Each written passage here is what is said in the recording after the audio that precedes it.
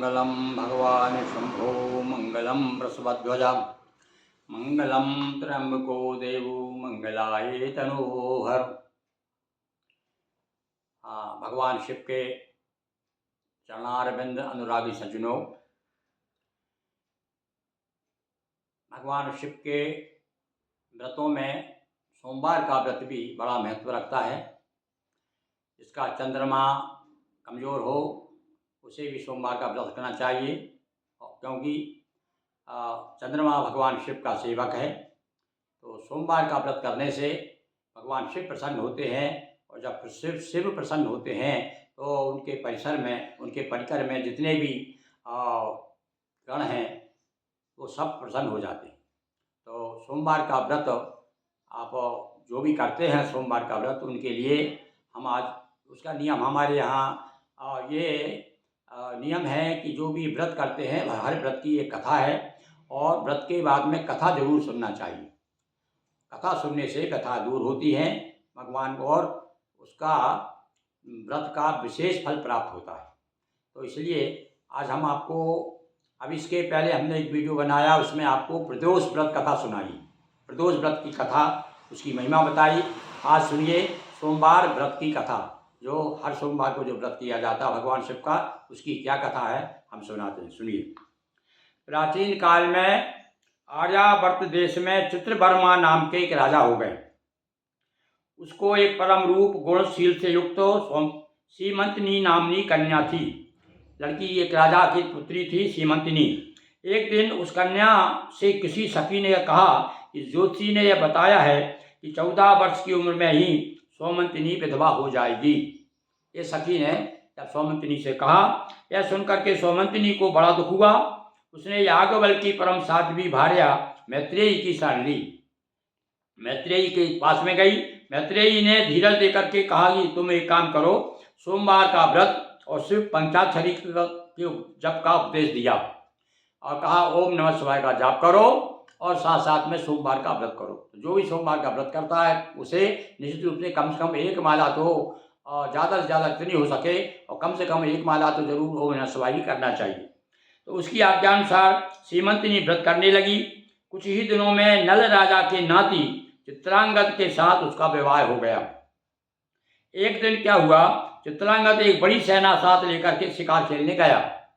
उसका पति यमुना के किनारे पहुंचा। उसने एक नौका ली, अकेला जल विहार करने लगा।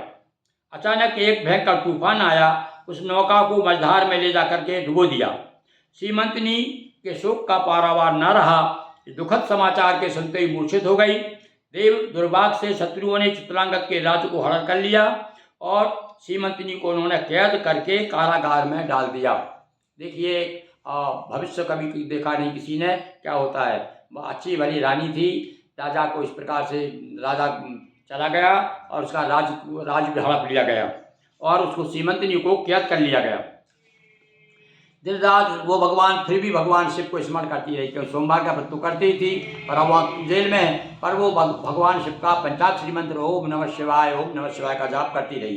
इस प्रकार से 3 वर्ष बीत गए। उधर यमुना में डूबा हुआ चित्रांगद नाग कन्याओं के हुए पाताल लोक पहुँच गया। अगर वो उसमें डूब गया था, यमुना में डूब गया था वहाँ, वो क्या वो जल विहार कर रहा था ना।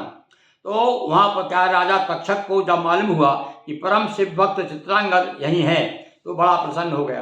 देखो नाग कन्याओं ने उसको वहाँ ले गई। उसने चित्रांगद से कहा कि परम कृपालु शिव की भक्ति करने से कोई भी वस्तु दुर्लभ नहीं रह जाती। तो भगवान शिव की शरण में चला जाता है, उसकी भक्ति करता है, उसे कुछ भी दुर्लभ नहीं है, क्योंकि भाभी मैट सके त्रिपुरारी, मैं तुझसे बहुत प्रसन्न हूँ, तू जो चाहे मांग ले।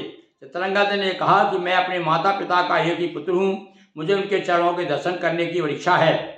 मेरी रानी सोमंतनी मेरे बिना प्राण त्याग कर देगी, इसलिए आप कृपा करके शीघ्र मुझे पहुंचा दीजिए। अब इस बीच में 3 वर्ष हो चुके हैं भाई। नागराज ने प्रसन्न होकर उसे वर दिया, जाओ तुम्हें 12,000 हाथियों का बल प्राप्त हो जाएगा। अब लीजिए, अब जा करके वो अपने दुश्मनों से अपना राज छुड़ा लेगा, और एक घोड़ा और चिंतामणि प्रदान करके सर्प के द्वारा उसे यमुना के किनारे पहुंचा दिया। यमुना के किनारे शिव पूजा में देखा सोमंतनी को। शिव की कृपा से सौभाग्य की प्राप्ति हुई। उसने अपने सामने पूर्वापेक्षा अधिक तेजस्वी रूपवान चित्रांगद को देखा और विस्मय का हक्की बक्की रह गई। यानी 3 वर्ष के बाद सीमंतिनी को उधर जेल से छोड़ दिया था, तो उधर वो उसको मिल गई वहाँ। सोमवार व्रत की देखिए महिमा बड़ी धन्य है, अपार महिमा है सोमवार व्रत की। चित्रांगद को शिव की कृपा से खोया हुआ राज मिल गया। सीमंतिनी के साथ अनेकों वर्षों तक वह राज करता रहा। इस प्रकार से भैया हमने आज आपको सोमवार के व्रत की कथा सुनाई। इसी प्रकार से समय समय पर और भी जो व्रत हैं, सब व्रतों की कथा लेकर के आपके सामने हम आते रहे हैं और आते रहेंगे।